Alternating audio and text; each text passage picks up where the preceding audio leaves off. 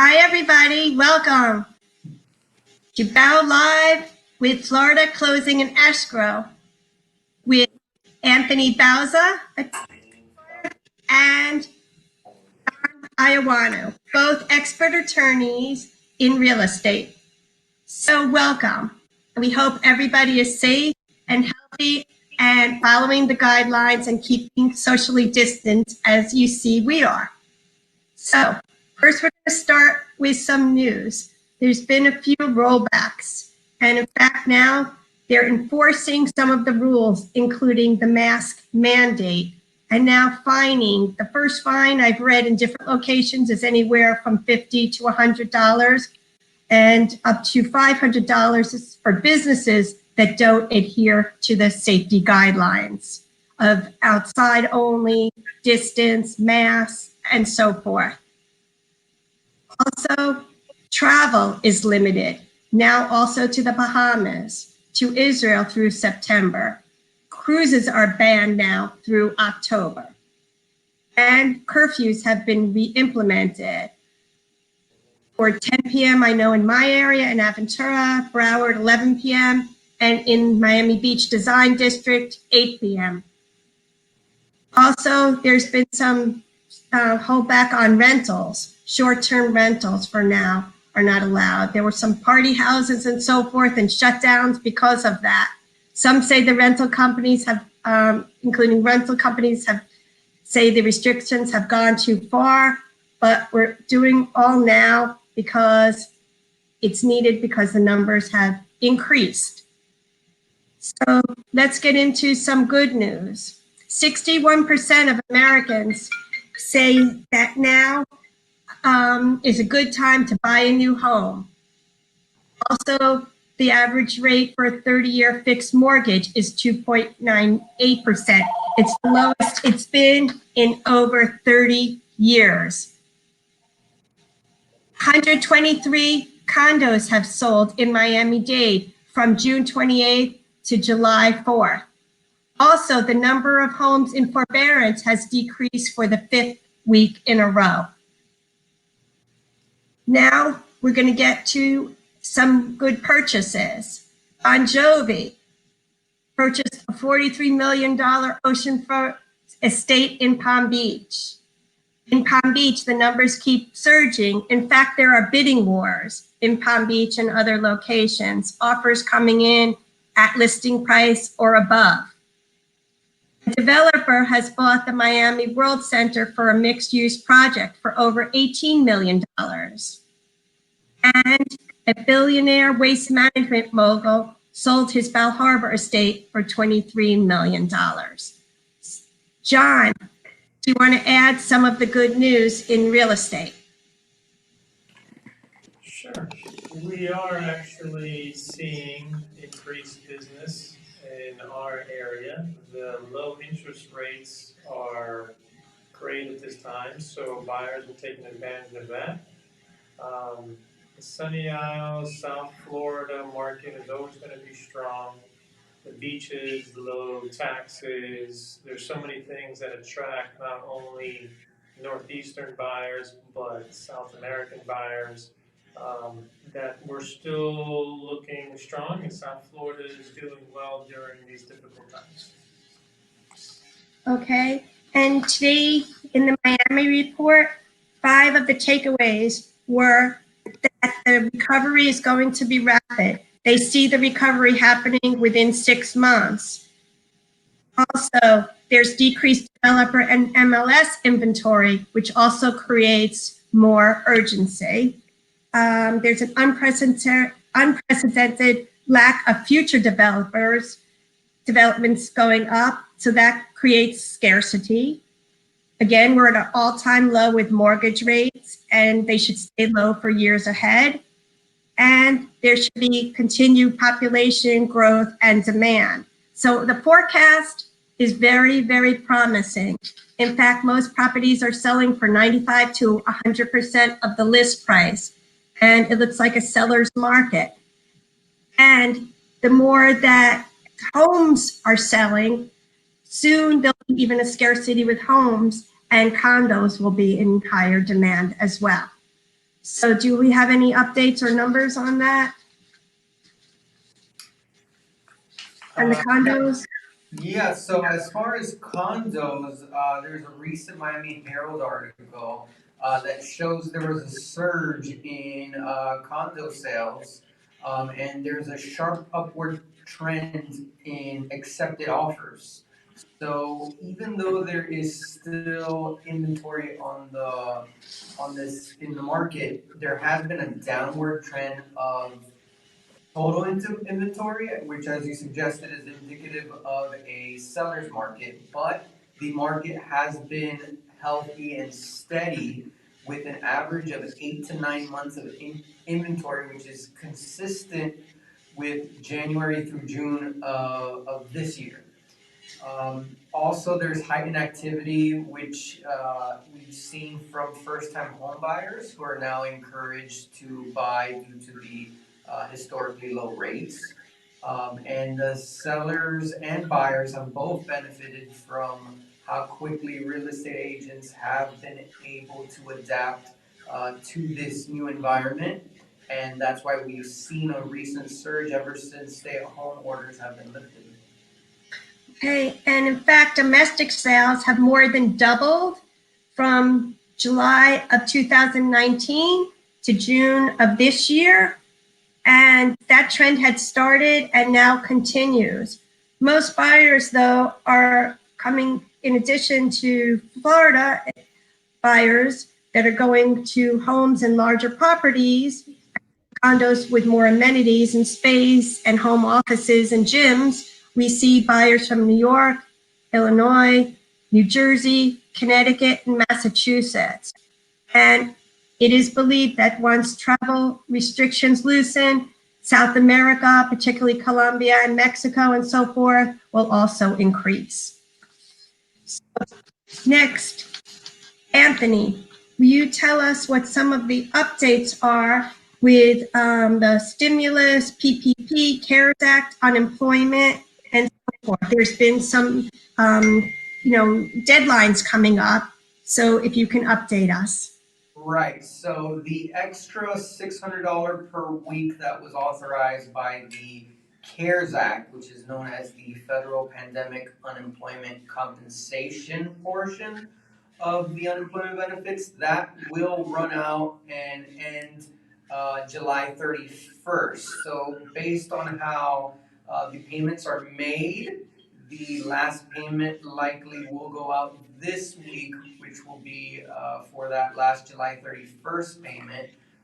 The additional extension of the 39 weeks of the regular Florida benefits of $275, those still will be through December 31st of this year, since they authorized that extension for up to 39 weeks past the regular amount that the state of Florida authorizes.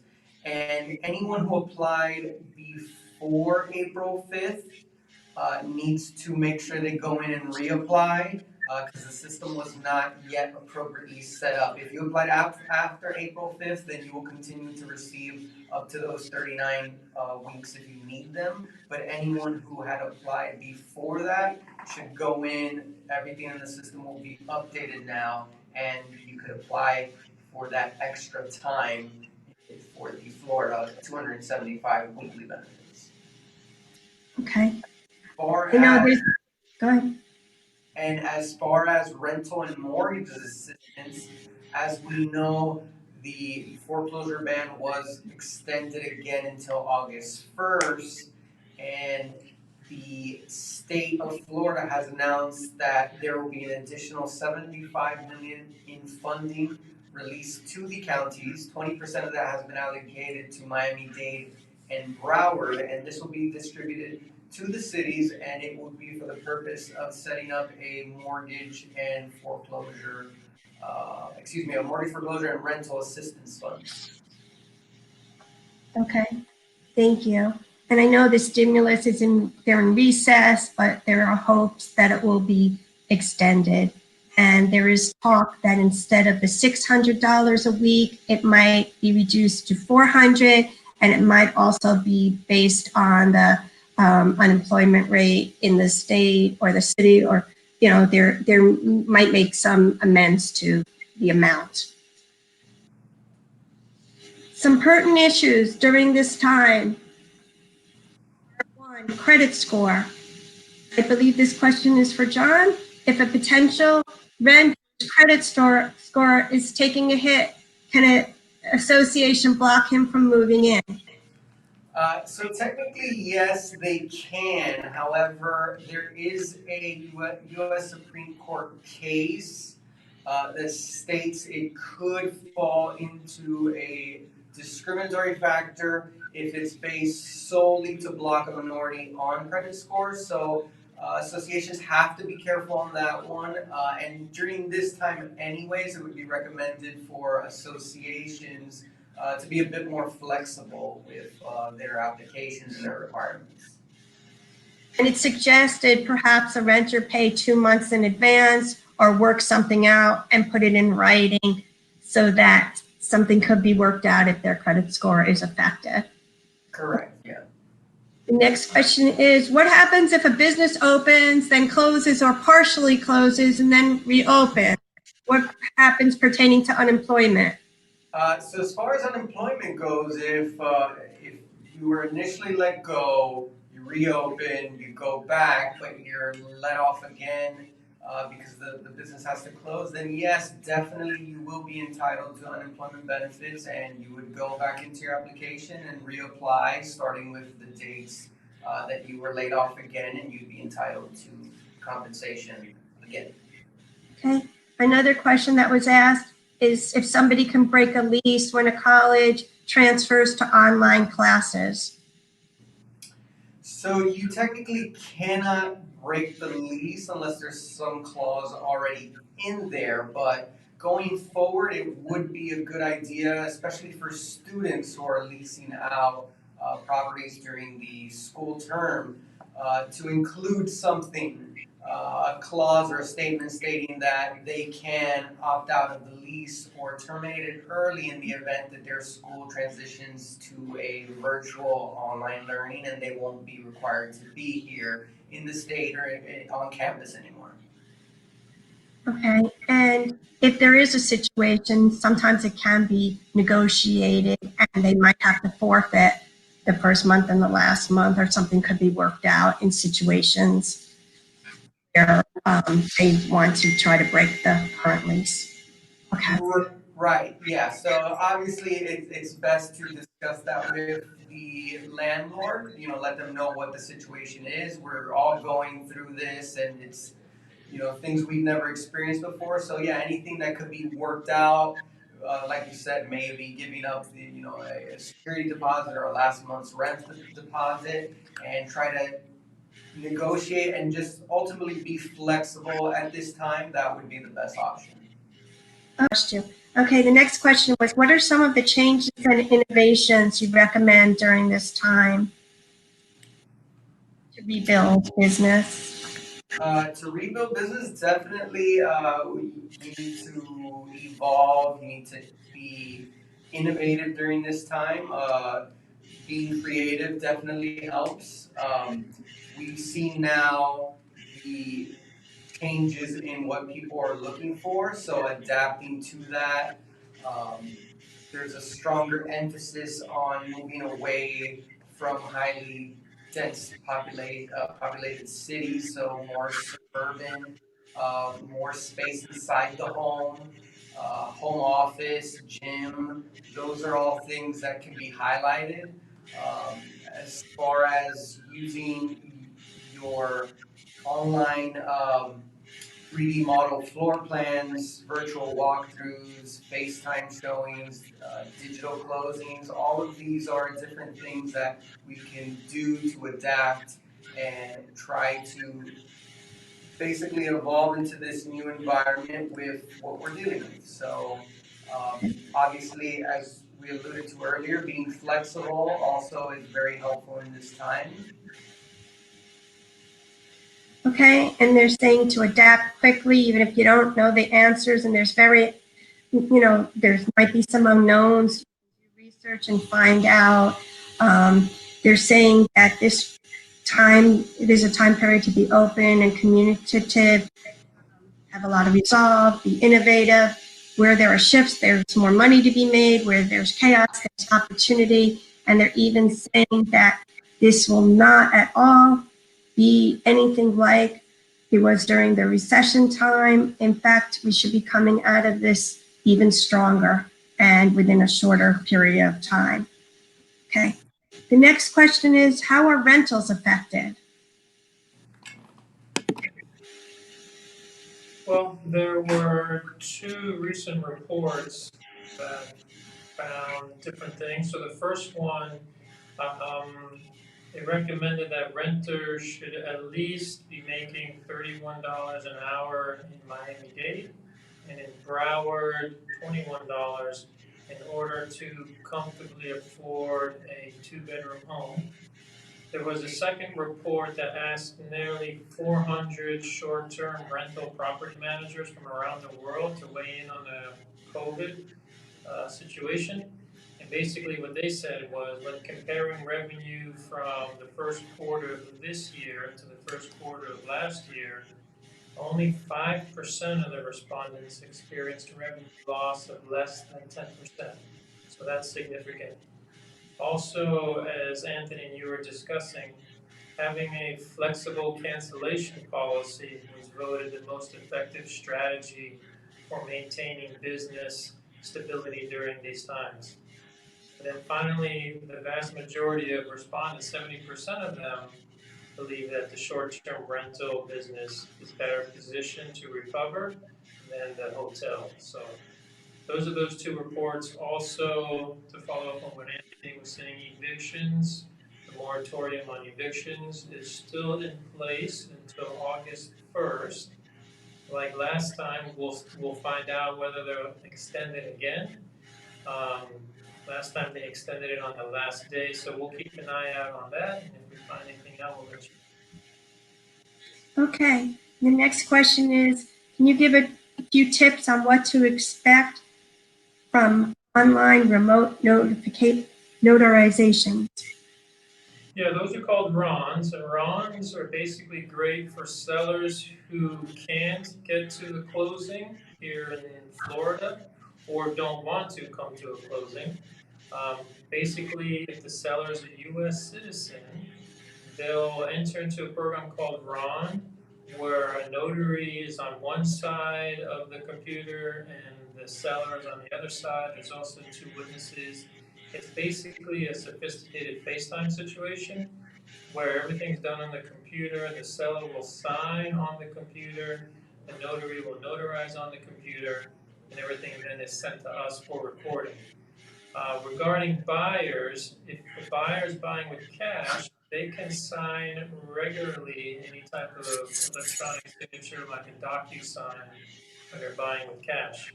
If they're getting a loan, the mortgage needs to be notarized. So some lenders are still not approving the RON situation for electronic notarization. But the situation here is an alternative is called RIN, Remote Ink Notarization, where similar to the RON, everyone's like on a FaceTime situation, instead of signing it on the computer, they sign it with ink in front of the notary, and then those documents are FedExed directly to the notary. Once the notary gets them, the notary notarizes them, and then sends them to us. So these are two great tools we can use during this pandemic that we're going through. Okay, thank you. Next question is a brief explanation of some of the ways that are out of the norm for home sales, including short sales, deed in lieu, and foreclosures. Yeah, basically like what you said, if there are investment properties that people have and they can't afford to continue to make those payments because of a job loss or whatnot, instead of allowing the properties to go into foreclosure, the two options sellers have is that one you mentioned is the short sale, where we can negotiate on behalf of the seller with the seller's lender for them to agree to a sale price that's less than the amount is owed on the loan. That way it avoids foreclosure, because foreclosures have a bigger hit on a person's credit score than a short sale. Also, if they can't do a short sale, if they're not approved for that, instead of a foreclosure, they can do what's called a deed in lieu, where the seller basically signs over the deed to the lender. Hopefully those situations don't occur, but if they do, these are options that realtors can discuss with their sellers if the seller is considered selling an investment property or their home. Okay, thank you. And again, the keys are to be flexible and innovative, get information about the latest technology. We can assist you as well, and we can help with 3D scans, and we can even have them created for you via professionals. If you send pictures to them, we can help with live and virtual showings and opens, also with digital business cards that also have lead capture that you share, text, email, and anything but touching the business card, which is recommended to avoid it as much as possible during this time. We also have the Google Maps, and also you want to get your listings in front of as many viewers as possible. We could do that via digital marketing and more.